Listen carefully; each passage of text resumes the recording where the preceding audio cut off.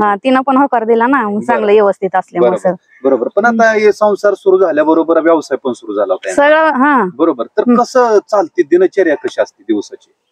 दिवसा काय 5:30 ला मुलगा उठतो, आपलं ती मुलगा असं आहे ती हे करतो, काढून देतो ते बॅग मधून, सुनबाई टाकतात आपलं लगेच ती घास टाकला गोट्यातनं गाय बाहेर घ्यायच्या सगळ्या. हा परत त्याच्यावर लगे हे टाकून द्यायचं, पेंड ही आपलं भरडाई टाकून द्यायचं, ती लगे धारा काढायला चालू करायचं. काय काय भरड्यात का असते?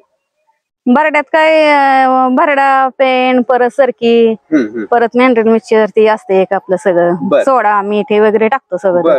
मग ते मिक्स का वापरतात? मिठाने काय होतं, पाणी पिते ती चांगले खुशीवर राहते गाई चांगल्या व्यवस्थित. आता मुक्त गोटा केलाय, बांधून पण गाय, सुखाचं कुठलं वाटतंय? बांधून गायचं सुखाचं वाटतंय का मुक्त गोट्यातल्या गायचं सुखाचं वाटतंय? बांधून कसं पहिलं बांधूनच होतं ना आमचं मुक्त गोटा, सेड नव्हतं खाली आपलं, म्हणजे कसं दररोज झालोट करायला लागत, शेण उचलायला लागत, शेण उचलायचं टेन्शन जास्त होतं.